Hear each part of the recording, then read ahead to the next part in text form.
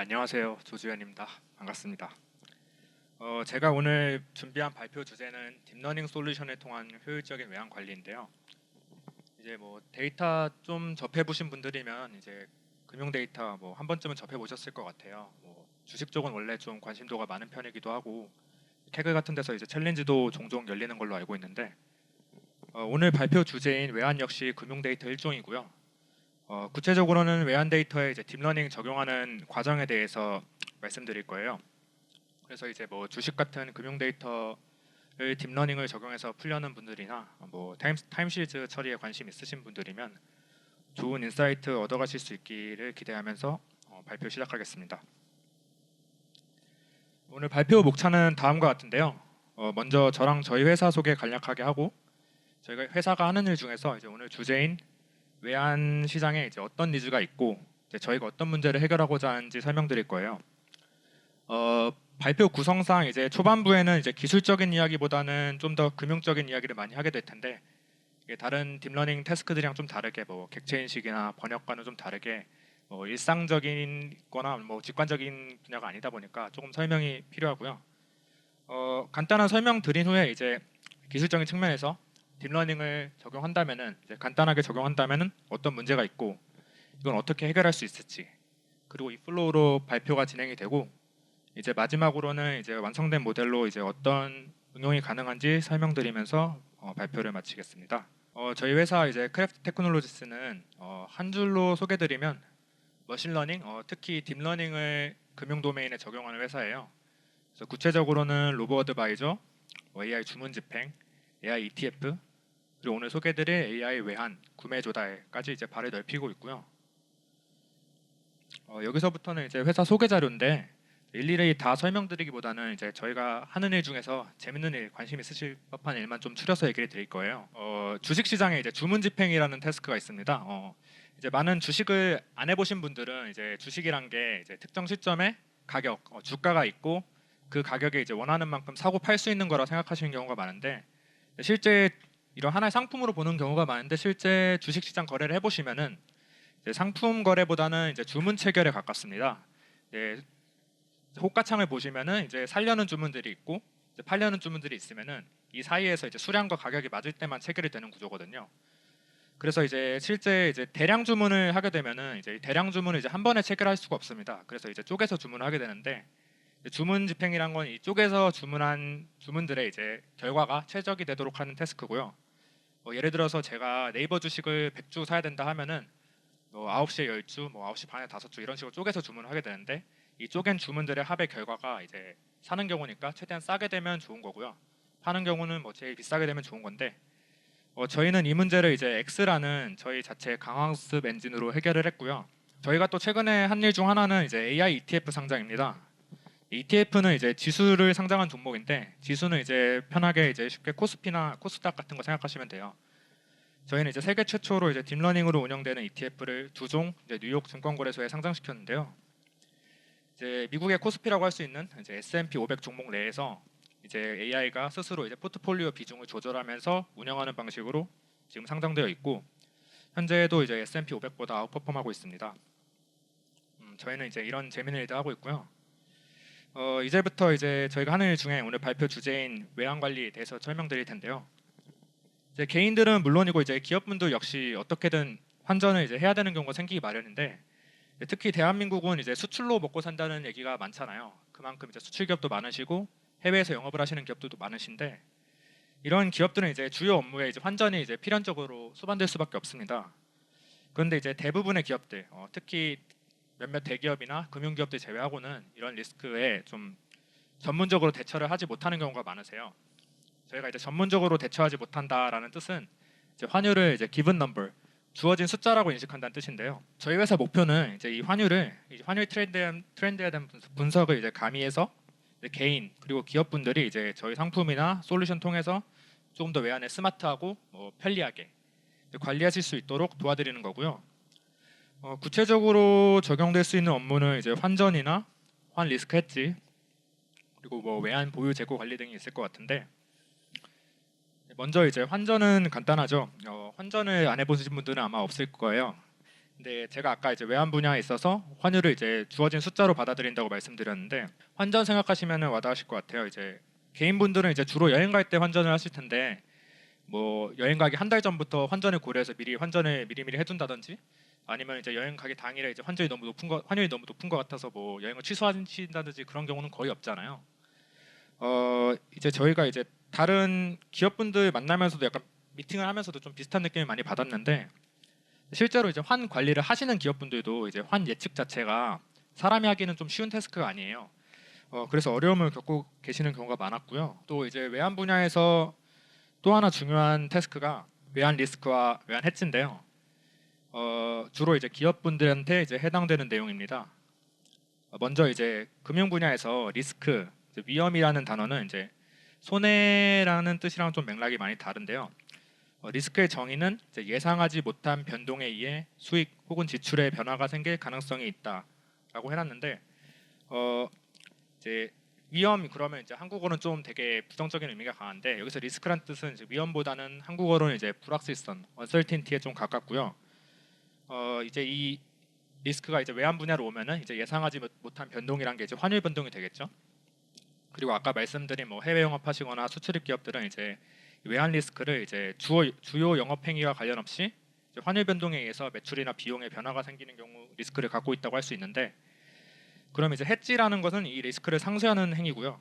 그럼 이거에 대해서 좀 사례를 들어서 좀 설명을 드릴게요. 이제 뭐 국내 기업인 A사가 이제 미국 주식 시장에서 이제 투자를 하는 기업인데 A사는 이제 스스로 이제 미국 주식 투자를 하면은 무조건 10%를 벌 수 있다고 보장하는 기업이에요.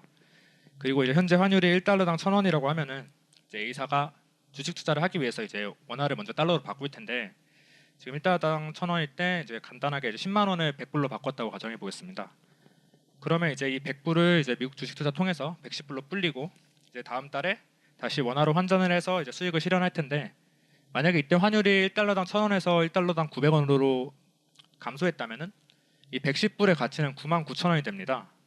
즉 영업을 했음에도 사실 10만 원에서 99,000원으로 오히려 손실을 보게 된 거죠. 여기서 중요한 거는 이제 10%라는 이제 미국 주식 투자를 통해서 10%라는 확실한 수익 수단이 있었음에도 불구하고 이제 이 환율이라는 리스크 때문에 이제 손해를 볼 수 있는 가능성이 있다는 거예요. 여기서 그러면은 외환 해지라는 건 무엇이냐? 이 리스크를 이 한 통화로 표시된 리스크를 제거하는 행위를 해지라고 하는데요. 주로 이제 선물을 통해서 많이 합니다. 다음 사례인데요. 같은 사례인데 이제 이 A사가 처음에 이제 달러를 10만 원에서 100불로 환전할 때 동시에 이제 다음 달에 110불을 11만 원으로 바꾸겠다는 선물 계약을 체결합니다. 현재 환율로 체결할 수 있죠. 그러면 이제 한 달 후에 110불을 다시 이제 환전을 하는데 이때 1불당 900원으로 환율이 떨어져 있어도 미리 한 달 전에 이제 110불을 11만 원을 바꾸겠다라고 계약을 해놨기 때문에 11만 원의 수익을 이제 온전히 실현할 수 있습니다. 이런 경우에는 이제 1달러당 900불이 아니라 뭐 800불, 700불 어떻게 변해도 이제 11만 원을 받는 게 고정되어 있기 때문에 이제 원화로 표시된 리스크가 제거되었다고 할 수 있는데요. 여기서 제가 계속 원화로 표시된 리스크라는 걸 강조드리는데 이게 제가 지금 지금까지 말씀드린 외환 리스크는 이제 원화에만 존재합니다. 예를 들어서 이제 앞에 케이스 같은 경우에는 이제 100불이 110불로 되는 달러로 표시된 리스크는 전혀 없거든요. 보시면은 이제 환율이 어떻게 변해든 간에 이제 100불이 110불 되는 건 똑같은데 이 뒤에 케이스에서는 지금 결국엔 10만 원에 11만 원이 되는 순간 이 11만 원은 이제 지금 환율로 따지면은 900원으로 나눠주면은 122불이 됩니다. 즉 이제 원화로 표시된 리스크를 제거하는 순간 이제 달러로 표시된 리스크가 생기게 되는 그런 구조인데요. 마지막 사례를 한번 보여드릴게요. 마지막 사례는 이제 방금 이제 풀엣지랑 똑같습니다. 제가 풀엣지라고 한 거는 이제 110불을 11만 원으로 바꾸는 계약을 체결했잖아요. 예상되는 포지션 110불 전체에 대한 해지를 해서 이제 풀엣지라고 하거든요. 그리고 이 풀엣지를 했을 때 이제 똑같이 이제 100불에서 110불로 수익을 실현하고 다시 이제 원화로 바꾸는데 이때 환율이 이제 1달러당 900원이 아니라 1달러당 1,100원으로 올랐다고 가정을 해볼게요. 그러면 이제 이 110불의 가치는 12만 1,000원이거든요. 근데 저희가 이제 전달에 이제 110불을 11만 원으로 바꾸기로 이제 계약을 해놨기 때문에 12만 1,000원이 아니라 11만 원만 이제 실현할 수 있습니다. 해지를 통해서 이제 뭐 기대했던 10% 수익을 그대로 실현한 건 맞은데 사실 해지를 하지 않았다면은 더 큰 차익을 실현할 수 있었던 상황인 거죠. 그래서 사실은 이제 풀해지라는 거는 달러 하락에 베팅하는 겁니다. 그래서 방금처럼 이제 풀해지를 했을 때 달러 원가가 이제 900원을 떨어지면 사실상 이득을 보는 거고 오르면 이제 사실상 손해를 보는 건데 이제 몇몇 분들은 이렇게 질문하실 수도 있는데 그 뭐 앞선 케이스나 지금 케이스나 결국에 11만 원은 번 건 똑같지 않냐? 근데 왜 손해라고 하느냐? 그리고 이제 국내 기업이 이제 10%의 이윤 볼 수 있는 기술이 있으면은 10%만 벌면 되지 왜 환차익까지 노리느냐? 이제 위험을 기피하는 게 맞는 게 아니냐라고 뭐 의문을 가지실 수 있는데 또 하나 생각해 보셔야 할 것이 이제 프레지를 통해서 이제 회사의 수익이 이제 원화로 11만 원 고정된 건 사실인데 이 1달러당 900원일 때 11만 원하고 1달러당 1,100원일 때 11만 원이 이제 같은 가치인지는 좀 생각해 보실 필요가 있어요. 실제 돈이라는 건 이제 고정되지 않는 상대적인 개념인데요. 달러로 표시하면 앞에선 122불이고 지금은 100불인데 이때 11만 원을 갖다고 하는 건 좀 어불성설이고요. 즉 프레지라는 거는 이제 실제 가치를 고정시켜 주는 게 아니라 이제 원화로 표시된 금액만 고정시켜 주는 겁니다. 그래서 저희가 만약에 환율 추세를 조금이라도 예측할 수 있으면은 환율이 떨어지는 시기에는 이제 예시 2처럼 프레지를 하고 이제 떨어지지 않는 시기에는 예시 1처럼 또 헤지를 하는 게 좀 더 이제 헤지다운 이제 가치 기반의 헤지를 할 수 있지 않을까 하는 문제의식에서 저희 연구가 시작되고요. 가장 먼저 생각한 거는 머신러닝이나 이제 딥러닝을 통해서 이제 환율 시리즈를 이제 직접 예측하는 건데요. 만약 이 그림처럼 저희가 월화수목 과거 환율을 통해서 다음 금요일, 다음 주 월요일, 화요일 이렇게 타임 시리즈 환율을 이제 예측할 수 있다면은 이제 앞에서 말씀드린 태스크는 다 해결이 됩니다. 뭐 예를 들어서 이제 환전 같은 경우에는 이제 환율이 가장 낮은 구간에서 환전을 진행하시면 되고 헤지 같은 경우에는 뭐 이 방향을 외우실 필요는 없고 저희가 이제 환율의 추세를 알고 있으니까 아까 말씀드린 대로 이제 프레지하고 노이지 사이에서 비중을 왔다 갔다 하면서 최대한 안정적으로 이제 리스크를 없앨 수 있고요. 그리고 뭐 극단적인 경우에는 이 환율 자체를 이제 뭐 주식이라고 생각하시고 하나의 주가라고 생각을 하시면은 이거에 맞춰서 트레이딩까지 할 수 있어요. 결론부터 말씀드리면 당연히 불가능한 얘기고요. 지금부터 이제 기술적인 이야기를 진행할 텐데 먼저 이제 금융 분야에서 이제 머신러닝이나 이제 딥러닝을 어떤 식으로 정의하고 넘어갈지부터 이야기해 보려고 해요. 저는 이제 머신러닝을 이제 많은 데이터 내부의 비선형 관계나 분포를 이제 스스로 학습해서 주어진 목표를 수행하는 모델이라고 정의하고 싶은데요. 저희 케이스 같은 경우는 이제 데이터가 이제 금융 시계열을 모으고 처리하는 부분이 될 거고 모델링은 이제 목적에 맞춰서 레이블이 있는 경우는 지도 학습을 하고 없는 경우는 비지도 학습, 뭐 스테이트 액션 관계가 명확하면 강화 학습을 하고 이런 식으로 모델링을 해서 이제 저희 이제 외항 같은 경우에는 환율 예측을 하고 환율 예측을 통해서 해지를 하는 게 목표인데 가장 먼저 떠오르는 건 간단하게 이제 지도 학습 모델링을 해보는 거예요. 이제 뭐 사진을 보고 이제 고양이인지 개인지 분류하는 이미지 클래시피케이션이나 뭐 알러비라는 영어 문장을 너를 사랑해라는 한국어로 번역하는 이제 랭귀지 트랜슬레이션처럼 이제 월화수목의 환율이 주어지면은 금요일에 환율을 예측하는 이런 이제 인풋 레이블 세트를 이제 히스토리컬 데이터 통해서 구성해 보면은 뭐 가능하지 않을까 뭐 생각해 볼 수 있는데 근데 이런 식으로 이제 딥러닝 방식의 이제 지도학습 예측 모델링을 하는 게 이제 환율뿐 아니라 이제 다른 금융 시계열에서도 이제 쉬운 일이 아닌데요. 기본적으로 이제 금융 데이터들이 이제 문제점이 많기 때문인데 그 지금 이제 AI랑 인공지능이란 말이 좀 핫하잖아요. 사실 그 이런 말이 핫해지기 전에 이제 빅데이터라는 말이 유행을 한 적이 있었거든요. 사실 저는 그때 이제 빅데이터 하면은 이제 이런 주식 데이터 같은 이제 금융 시계를 먼저 떠올랐어요. 왜냐면 이제 앞에서 본 고양이 사진이나 아니면 뭐 자연어 문장 같은 거는 사실은 숫자가 아니잖아요. 숫자가 아닌 거를 이제 뭐 RGB 매핑이나 뭐 워드 임베딩, 센텐스 임베딩 통해서 이제 숫자로 바꿔서 강제로 처리를 해주는데 금융 데이터는 이제 뭐 태생적으로 숫자 그 자체잖아요. 그래서 이보다 데이터스러운 데이터도 없을 것 같고 분명히 된다 생각을 했는데 실제로 해보면 좀 어려운 점이 많아요. 그 중에 하나가 먼저 작습니다. 작다는 것은 금융 시계열 데이터 이제 설명을 드리면서 아까 나온 이제 고양이랑 자연어 관련해서 좀 비교를 많이 할 거예요.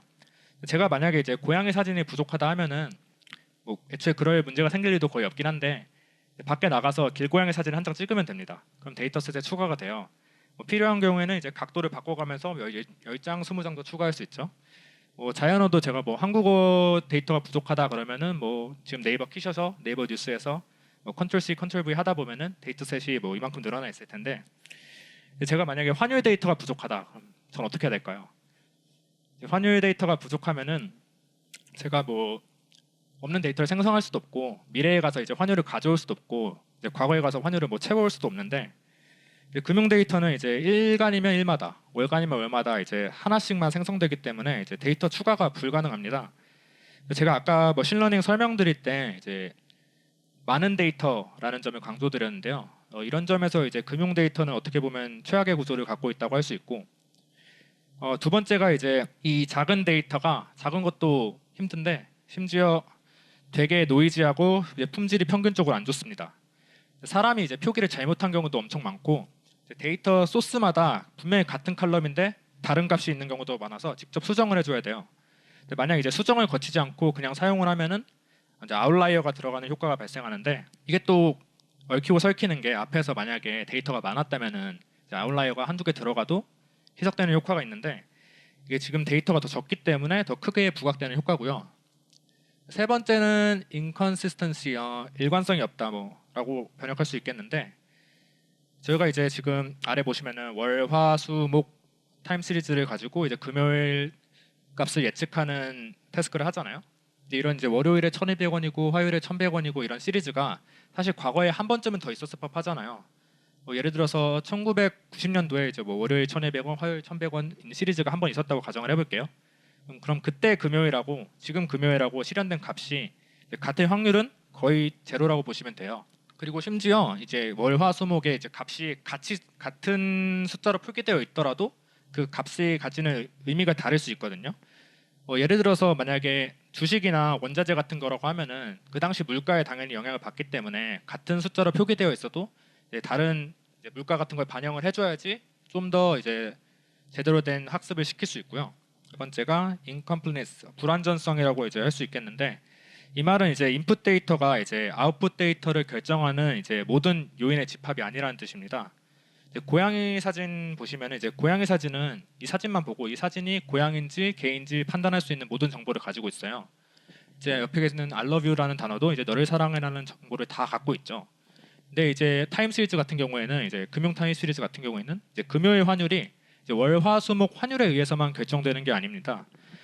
예를 들어서 뭐 한국 경제나 미국 경제 당연히 다 영향을 미칠 거고 미국 금융시장 이런 것도 다 영향을 미칠 텐데 그래서 저희가 이제 시리즈를 학습시킬 때 이제 기본 타겟, 기본 인풋 레이블뿐만 아니라 다른 인풋 레이블도 직접 찾아서 넣어줘야 되는 문제가 있어요. 그리고 같은 점에서 또 하나 발생하는 게 이 데이터 소스들을 이제 많이 넣어주잖아요. 근데 이 소스 간에도 의존적인 특성이 있어서 예를 들어서 이제 원달러 환율을 예측하기 위해서 미국 금융시장도 넣고 뭐 미국 경제 지표도 넣었다고 하면은 이 둘은 사실은 좀 어떤 의미로는 비슷한 특성을 많이 공유하고 있어요. 그러면은 어떻게 보면은 중복된 인풋이 들어가는 효과가 발생하거든요. 그러면 좀 바이어스가 있을 수 있어서 이제 단순히 이제 데이터 소스를 여러 개 넣는 것뿐만 아니라 이제 균형을 맞춰서 구성해주는 능력까지 요구되고요. 그 점이 이제 6번 디펜던트였고 마지막으로 이제 not permanent, 영구적이지 않다는 점인데요. 환율 같은 경우는 이제 평생 뭐 없어질 일이 없을 것 같기는 한데 같이 인풋으로 넣어주는 금융 데이터, 뭐 주식 같은 경우에는 이제 영구적이지가 않습니다.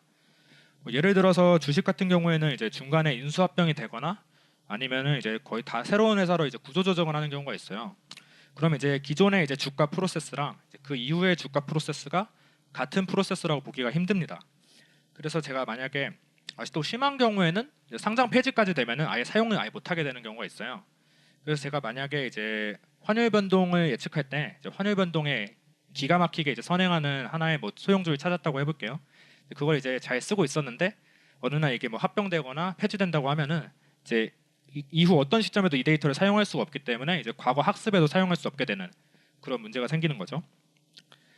이런 데이터들 문제 때문에 모델링에서 어떤 문제가 있냐 하면은 가장 먼저 나오는 거는 이제 오버피팅입니다.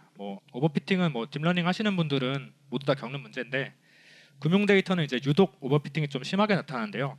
아까 말씀드린 대로 이제 데이터도 이제 수가 적기도 하고 이제 시간이 흐름에 따라서 이제 데이터 분포가 좀 크게 바뀌는 영역입니다. 비슷한 맥락에서 이제 문제가 또 되는 게 당연히 이제 시계열 데이터 쓰니까 시계열 특성이 이제 데이터 내부에 있는 건 당연한데 시계열 데이터 간에도 이제 시계열 특성이 있습니다. 예를 들어서 제가 아까 월, 화, 수, 목 환율로 금요일 환율 예측하는 태스크를 말씀드렸잖아. 이 데이터 포인트 다음 데이터 포인트는 이제 화수목금 데이터로 월요일 데이터를 예측하는 그런 데이터 포인트가 될 텐데, 이 두 데이터 포인트는 사실 구조상 유사할 수밖에 없습니다. 그래서 이제 주로 이제 크로스 밸리데이션 할 때 대부분 하시는 방법들을 이제 랜덤 셔플링을 하게 되면은, 이거 같은 경우에는 트레인 셋, 이거 같은 경우에는 밸리데이션 셋에 들어갈 수 있는데, 그렇게 되면 이제 이 아래 밸리데이션 셋으로 위에 트레인 셋의 오버피팅을 막을 수가 없습니다. 왜냐하면 너무 유사한 데이터이기 때문에. 그렇다고 해서 이제 이걸 방지하기 위해서 뭐 앞에는 트레인, 앞에는 밸리데이션, 그 뒤에는 이제 테스트, 이렇게 스플릿을 하게 되면은, 제가 아까 설명드렸다시피 이제 금융시계열은 이제 분포가 이제 시간이 바뀌면서 바뀌는 경우가 많은데, 그래서 저희가 지금 하고 싶은 거는 이제 테스트 셋을 잘 맞추는 거잖아요. 근데 테스트 셋을 잘 맞추려면 이제 가장 최신의 데이터를 많이 쓸수록 좋은데, 최신에 있는 이제 밸리데이션 셋은 이제 트레인에 직접 활용이 안 된다. 그러면 그거 자체로 이제 좀 언더피팅의 가능성이 꽤나 많고요. 그런 문제가 이제 딥러닝을 적용하는 데 있어서 금융시계열의 문제점입니다. 제가 지금까지 너무 금융시계열의 안 좋은 점만 말씀드린 것 같은데, 사실 뭐 개발하시는 분들은 다 겪지만 뭐 노 프리 런치, 뭐 기브 앤 테이크잖아요. 다 이제 장점도 있는데, 금융 데이터의 장점, 가장 좋은 장점은 이제 어려운 만큼 이제 요구하는 성능이 높지 않고 보상은 많습니다. 예를 들어서 이제 제가 주식 거래를 하는데, 다음 날 주식이 오르면은 0.5%의 수익을 보고, 이제 오르면이 아니라 오르는지 내리는지 맞추면은 0.5%의 수익을 보고, 오르는지 내리는지 틀리면은 0.5%의 손해를 보는 상황을 가정해 볼게요. 그러면 이제 1년에 영업일이 한 250일 정도 되는데, 250일 정도 될 때 이제 저희가 이 예측의 정확도가 한 52%를 유지하면은 약 5.4%의 수익률을 달성하게 되고, 이제 정확도를 이제 55%까지 끌어올릴 수 있으면은 13.7%라는 꽤나 괜찮은 수익률을 달성하게 됩니다. 근데 이 투 클래스 클래시피케이션이잖아요. 오른다 내린다를 맞추는. 이 투 클래스 클래시피케이션에서 52%나 뭐 55%란 정확도가 이제 다른 도메인 뭐 이미지나 자연어 쪽 가면은 말도 안 될 정도로 낮은 수치인데, 금융 분야에서는 이제 이 정도만 돼도 이제 경쟁력이 있는 편이고요. 그리고 또 아까 제가 환율 예측할 때 환율뿐 아니라 다른 데이터를 직접 넣어주셔야 한다고 말씀드렸는데, 이 부분은 오히려 장점으로 활용해서 이제 목적에 맞는 모델링을 하는 게 가능합니다. 뭐 예를 들어서 제가 두바이유를 이제 달러로 구매한다고 하면은 크게 리스크를 이제 달러 가치 리스크랑 중동 경제 리스크를 나눌 수 있겠는데, 달러 리스크는 이제 처음에 그 해지 얘기했던 것처럼 풀해지로 이제 전혀 생각을 하지 않고 원달러만 고정되겠다 하고 선을 긋고, 이제 중동 경제에 관련된 이제 인풋들만 모아서 학습을 시키면은 중동 경제, 거시 경제에 좀 더 민감하게 반응하는 모델링을 할 수 있는 거고요. 쉽게 설명드리면 이런 이제 좀 더 자유로운 모델링이 가능하고 실제로 요구되는 분야입니다. 그러면 이제 지금까지 이제 금융 데이터와 금융 데이터를 통한 모델링의 장단점 얘기해 드렸고요.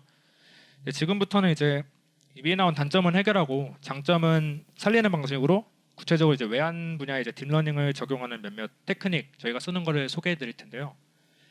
실제 개발단에서는 이제 뭐 당연히 데이터 수집부터 시작을 해서 이제 모델 돌려서 실제 적용하고 전략까지 수립하는 것까지 이제 통합적인 관리가 필요한데, 이제 오늘은 이제 주제에 맞춰서 모델, 특히 좀 딥러닝 모델링 쪽에서 좀 초점을 맞춰서 설명드릴 거고요. 가장 핵심은 처음에 이제 예측 모델링을 하면은 뭐 월화수목 환율을 갖고 금요일 월요일 이제 환율 예측을 할 수 있으면은 앞에 있는 모든 태스크를 해결할 수 있다고 했잖아요. 그런 완벽한 예측 모델링을 하는 게 아니라 각각 저희가 풀려는 문제에 맞게, 필요에 맞게, 목적에 맞게 그 목적을 달성할 수 있는 설계를 하자는 게 저희 핵심입니다. 앞에서 언급한 금융 데이터들 특성 때문에 이제 금융 데이터를 이용한 뭐 단순 지도학습 값 예측, 뭐 내일 환율이 얼마일 거라고 딱 확신해서 말해주는 지도학습 모델링은 사실상 불가능하다고 판단을 하고 있고요. 뭐 이걸 해결하기 위해서 데이터 자체의 질을 좀 높이는 것도 중요하지만, 또 하나 중요한 것이 이제 목표 자체를 조정해서 아까 말씀드린 대로 잘 할 수 있는, 잘 해야 하는 것에 집중하는 것도 중요합니다. 예를 들어서 저희가 초반부에 그 회사 소개할 때 말씀드린 X라는 주문 집행 강화학습 AI 있잖아요. 이거 같은 경우에는 이제 지도학습이 아니라 강화학습을 사용하는데요. 이제 강화학습을 선택한 게 이제 아무 이유 없이 이루어진 건 아니고, 말씀드렸다시피 이제 주문 집행이랑 태스크는 이제 하루에 실시간으로 이제 진행되면서 이 타이밍 얼마 사야지 이제 환경이 바뀌면서 액션을 하는 구조이기도 하고, 실제로 호가창 데이터라고 해서 이제 그 시간에 주가가 얼마였다라는 정보뿐만 아니라 그 시간에 뭐 매도를 하려는 사람들의 분포, 매수를 하려는 사람들의 이제 가격 호가 분포 등이 다 나와 있어서 이제 스테이트 모델링 하기가 되게 편했어요. 그런 점에서 이제 강화학습으로 이제 길을 틀어가지고 좀 더 효율적인 모델링을 한 케이스고요. 또 그 다음에 설명드렸던 AI ETF 같은 경우에는 이제 기본 컨셉은 정해져 있어서 이제 저희가 투자할 수 있는 유니버스가 정해져 있습니다.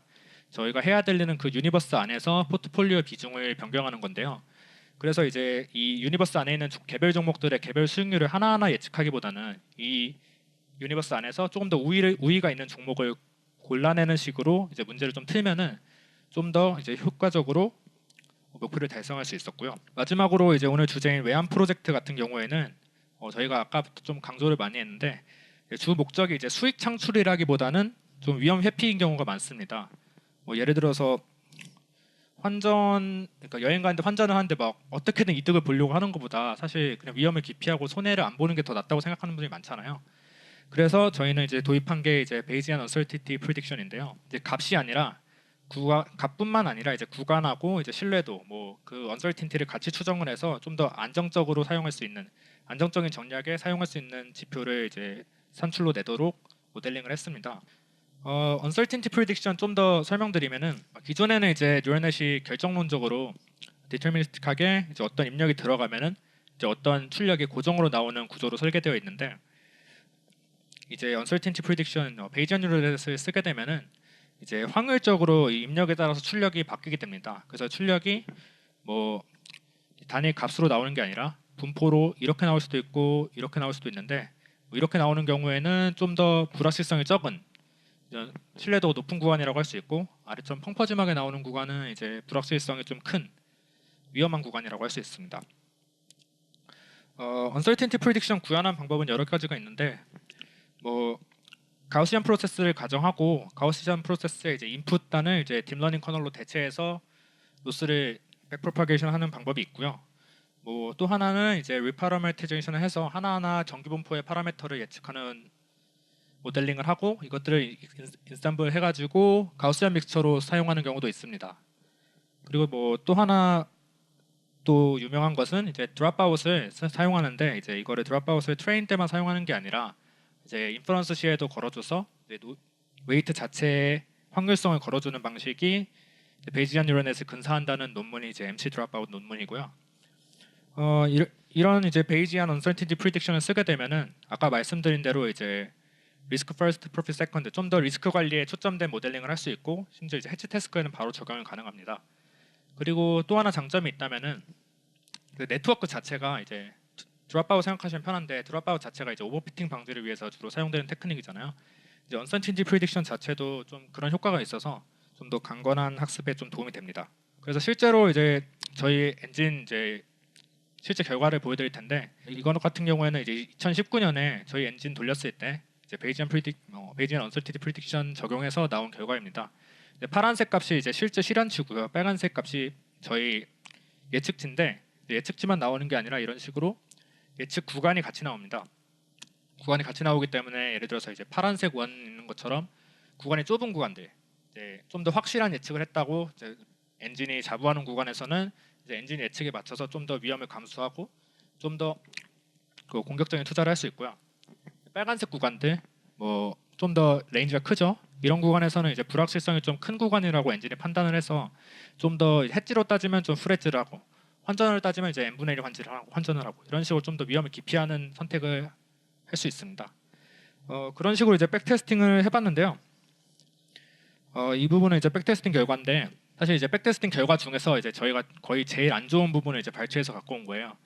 사실 그 좀 부끄러운 면이 없지 않아 있는데, 이제 승률이 보시면은 41%가 안 됩니다. 40.9%인데, 근데 오히려 이제 수익은 양의 수익으로 올랐어요. 이게 어떻게 된 거냐고 하면은, 보시면 이제 실제 앞에 이제 보시는 위에 있는 표가 이제 해지 비중인데요. 아까 이제 풀 해지가 1번 이제 100% 해지라고 하면은 저희 해지를 이제 70%에서 130%까지 왔다 갔다 하는 태스크입니다. 아까 이제 환율 변동에 따라서. 근데 앞에 부분은 이제 보시면은 이제 130%랑 70% 이제 왔다 갔다 할 정도로 좀 더 공격적으로 진행이 돼요. 이제 그만큼 이제 모델이 확실성을 갖고 있는 부분이거든요.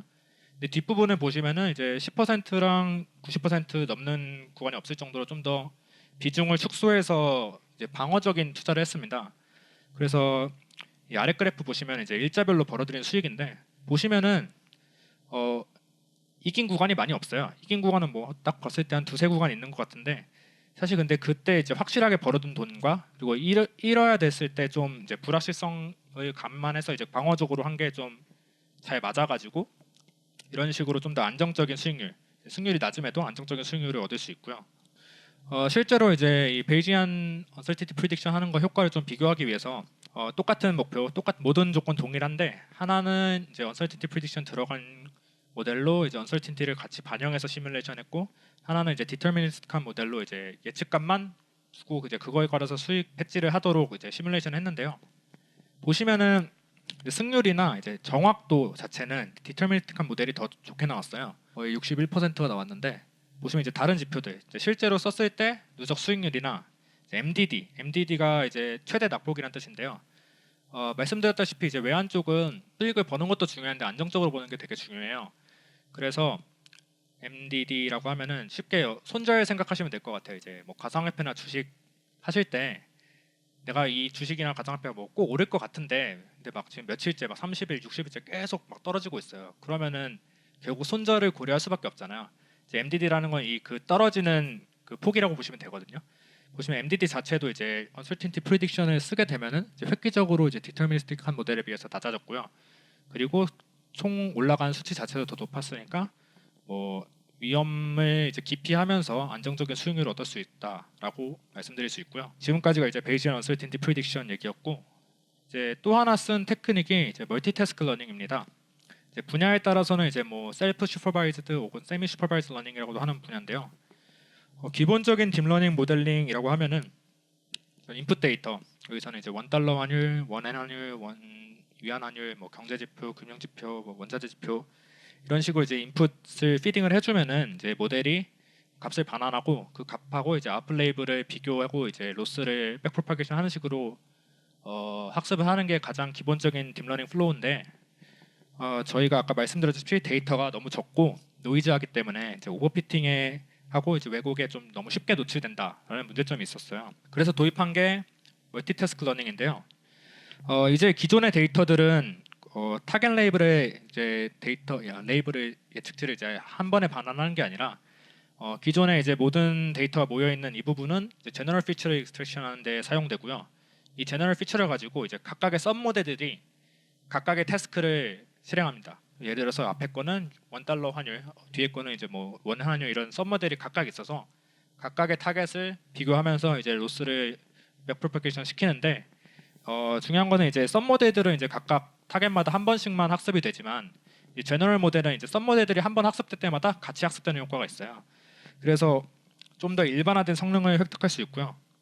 한 단계 넘어가지고 이제 같은 시점에 여러 타겟 레이블을 학습시키는 것뿐만 아니라 다른 시점에 다른 타겟 레이블도 학습시킬 수 있어요. 예를 들어서 금요일 환율뿐만 아니라 이제 월요일 환율까지 같이 제너럴 피처를 공유하는 썸 모델만 다르게 두어서 제너럴 피처를 공유하게 할 수 있고요. 자, 이런 식으로 약간 여러 문제를 동시에 해결하게 하는 이제 모델링의 장점은 주로 세 가지가 있는데요. 먼저 말씀드렸다시피 이제 데이터 뻥튀기 하는 효과가 있어요.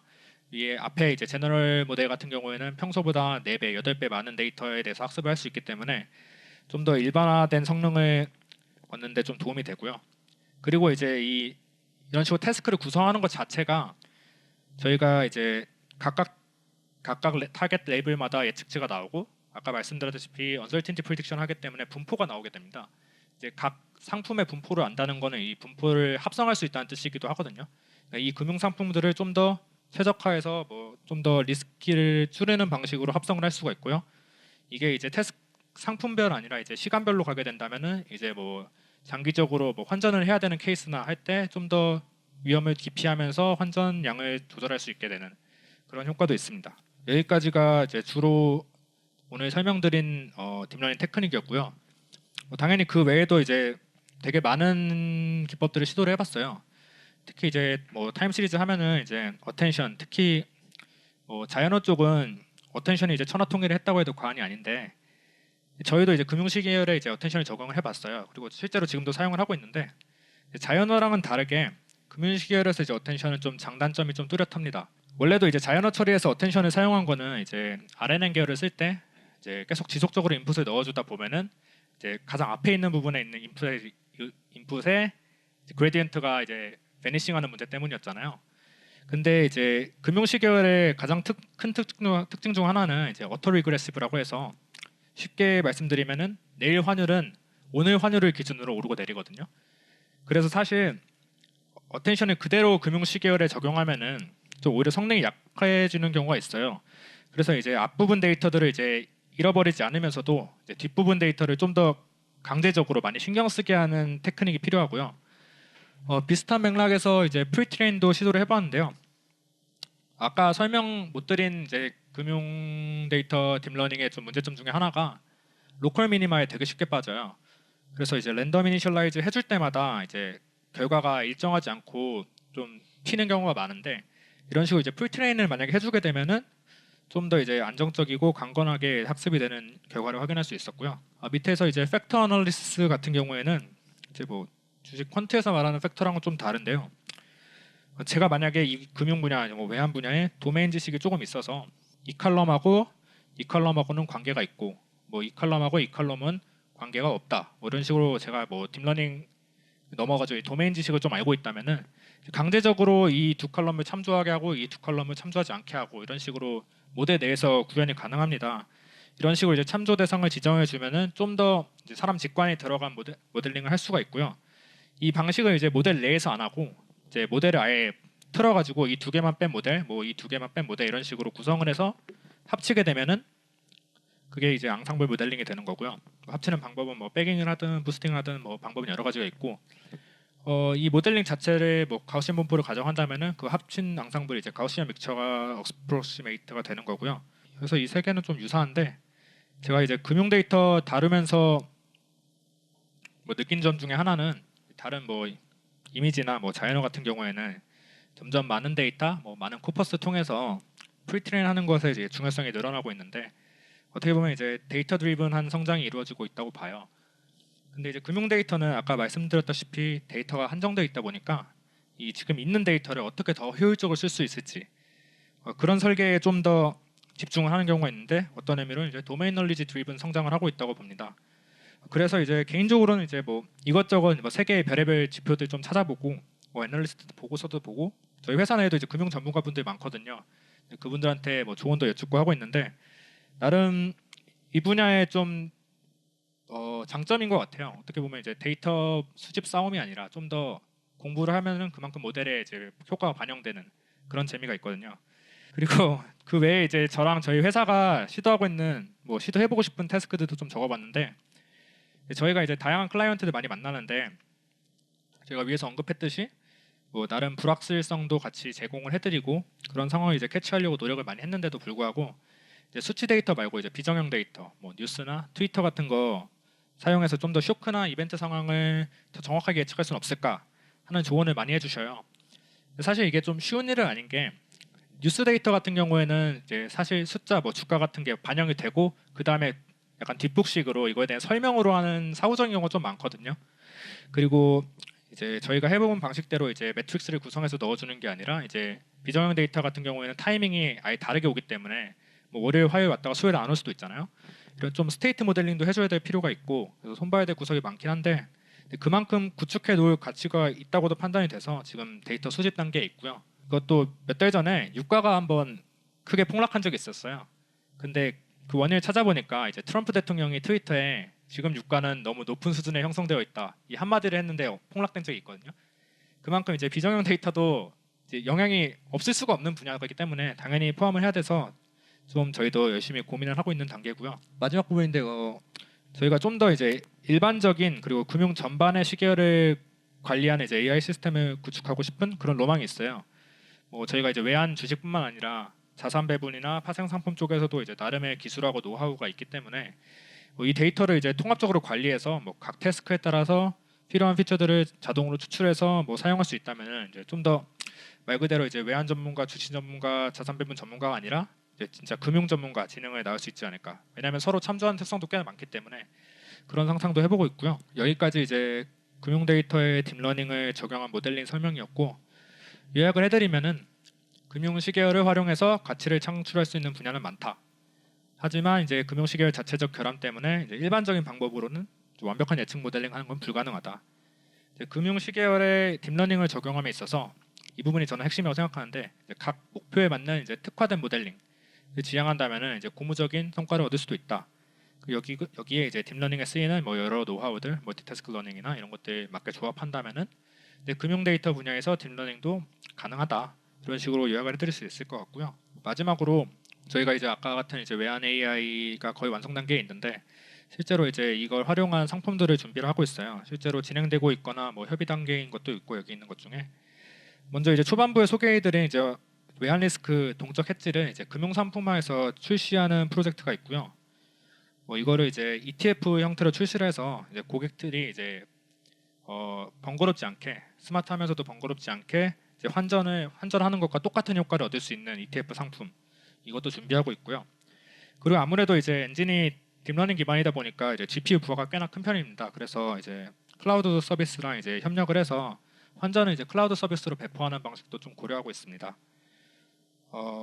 여기까지가 저희 이제 외환 모델에 대한 설명이었고, 발표는 뭐 여기까지입니다. 그 통화별로 근데 변화량이 좀 많이 차이가 나지 않나요? 그럼 예를 들어서 달러나 엔화 같은 경우는 그 변화량이 적고 신흥 통화는 적을 텐데, 혹시 그런 걸 어떻게 모델 팩터 넣는 방법이라는 게 이런 거 저희가 이제 실제로 엄청나게 많은 통화를 해보지 않았는데, 뭐 개도국 통화나 이런 쪽은 당연히 변동성이 좀 더 큰 편이고요. 이거는 저희가 설명드리지 않은 부분인데, 이제 모델링을 할 때 제가 모델링 부분만 오늘 특화해서 말씀드렸는데, 사실 이 앞에 뭘 넣을지도 되게 중요합니다. 그래서 사실 앞단에서 뭐 이제 원달러 환율을 예측하는 거랑 원엔 환율 예측하는 거랑 뭐 유럽 어느 나라의 유로를 예측하는 거랑 좀 다른 태스크잖아요. 다른 태스크인데 같은 인풋이 들어가면 당연히 성능이 안 좋을 수밖에 없어요. 그래서 앞에서 피처를 익스트랙션 하는 것 자체도 저희는 이제 뭐 딥러닝을 쓰거나 아니면은 고전적인 머신러닝 알고리즘 써서 피처 익스트랙션을 따로 하거든요. 거기서 좀 더 뭐 설명력이 높은 피처를 고르는 방식을 쓰고 있고, 그런 점에서 좀 대처를 하고 있습니다. 그리고 그 예를 들어서 뭐 원화가 최근에 되게 폭락했던 것처럼 그렇게 좀 변화량이 엄청 큰 경우에는 그 언설튼티가 높다고 이렇게 나오나요? 네, 맞습니다. 실제로 근데 이 uncertainty prediction의 약간 기본 컨셉 자체가, 보시면은 이제 아까 말씀드렸다시피 시계열을 넣게 되면은 비슷한 데이터 포인트라고 얘기해 드렸잖아요. 근데 비슷한 데이터 포인트 사이에 이제 이 차이가 크면은 비슷한 데이터를 넣었는데 차이가 크게 나왔다. 이거를 기반으로 언설티티를 추정하는 거거든요. 실제로 지금처럼 이제 폭이 막 엄청나게 떨어진다거나 이런 경우는 다 캐치가 되고요. 사용하신 모델의 크기가 사실 뭐 자세하게 설명드리긴 좀 그런데, 구체적으로 하면은 그 인풋 시퀀스 길이는 그때그때 다른데 최대 뭐 한 2, 3년치가 들어가는 경우도 있고요. 그런 식으로 해서 레이어 자체는 뭐 어텐션 레이어나 아니면 저희 따로 이제 타임 시리즈 분석하는 레이어들을 구현하는 게 있어요. 그런 것들 합치면은 뭐 한 4중, 5중은 될 것 같은데, 네, 정확한 파라미터 수는 제가 캐치를 안 해봐서 모르겠네요. 저는 검증 쪽 궁금한데요. 네. 테스팅을 진행하면 저희의 액션이 시장에 영향을 끼치지 않습니까? 네. 그러면 실제로도 테스팅 기간을 다시 하고 출시하는지 아니면 이후에 실제 산업이랑 할 때는 백테스팅이 당연히 이제 백테스팅은 좀 희망적인 결과예요. 사실은 주식 쪽은 더 심한데 슬리피지 당연히 있고, 외환 쪽도 이제 선물 쪽이 있기 때문에 당연히 이제 원하는 가격에 원하는 수량이 체결 안 될 가능성이 당연히 다 있는데, 그래서 이제 저희 같은 경우에는 이제 선물 해지 출시할 때 다른 선물사랑 협의를 해서 실제 API 연결을 해서 이제 모의 투자 계정으로 이제 하거나 아니면 실투자를 이제 마지막에는 실투자를 이제 리코드에 쌓아가지고 제품을 출시하는 프로세스를 갖고 있습니다. 혹시 로스컷 로지 같은 것도 모델에 포함이 되어 있나요? 로스컷이요? 네, 뭐 예를 들어서 예측 방향이 너무 틀려서 그 사실 뭐 주로 이제 리그레션 쓸 때는 이제 민스퀘어드 에러 쓰시잖아. 이런 쪽 얘기하시는 거 맞죠? 네, 쓰는데 이제 이거 자체가 조금 학습 자체에 도움되는 방향이 아닐 때가 있어요. 그래서 사실은 또 저희 리그레이션 할 때 중요한 금융시계열 리그레이션 할 때 중요한 게 이제 그 절대값 차이를 줄이는 것도 중요한데 방향을 맞추는 것 자체도 중요하거든요. 뭐 예를 들어서 이제 방향을 맞췄을 때 좀 더 가산점을 준다든지 아니면 이제 극단값승 같은 경우에는 좀 더 클리핑을 해준다든지 하는 기법은 이제 좀 더 디테일하게 사용하고 있습니다. 이게 선물 한 팁이 크잖아요, 사실 이거. 맞아요. 네. 만불이죠 한 개약이. 네. 사실은 한 팀 먹기 싸움으로 봤을 때 그냥 로스콘 로직을 포함하면은 소질 분리 로직을 포함하면 더 짧게 단타하는 경우가 더 수익률이 많이 나오는 경우가 있어요. 그 틱먹기라는 거는 주로 이제 하루 장내에서 거래하시는 거 얘기하시는 거죠? 네, 지금 같은 경우에는 이제 저희는 종가 포지션만 계속 바꾸는 식으로 돼 있어서 네, 왜냐하면 저희가 틱 데이터를 아직 선물 쪽은 구비가 안 돼 있어요. 그래서 좀 종가 위주로 되어 있고요. 그렇죠. 뭐 선물이란 게 다 그렇긴 한데 그래서 저희가 좀 더 안정성에 좀 방점을 둔 거고요. 그냥 이제 확실하게 내일 얼마가 될 거라 이렇게 예측하는 것보다는 구간 예측을 둬서 좀 더 이제 구간이 넓은 구간에는 이제 웬만하면 투자를 지향하는 방식으로 대응하고 있고요. 그만큼 뭐 위험이 크지만 저희가 위험이 크지 않게 대처하는 만큼 오늘 알파도 많다고 생각하고 있고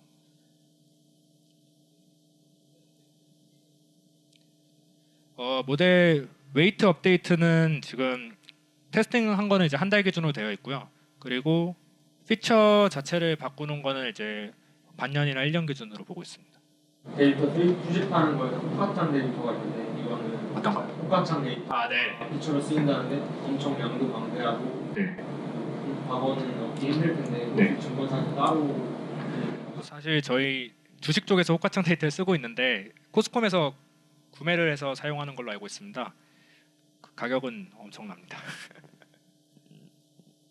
용량도 뭐 이제 외장하드 몇 개 쌓여야 될 만큼 많기도 하고 약간 주식 그 금융시계 문제점 중에 또 얘기 안 한 게 가격이 또 엄청 비싸요. 이게 또 문제인 것 같아요. 그래서 저는 이 AI 쪽은 좀 되게 오픈 소스화도 많이 돼 있고 정보 공유가 활발한 편인데 금융 쪽은 좀 그렇지가 금융 AI 쪽은 좀 그렇지가 않거든요.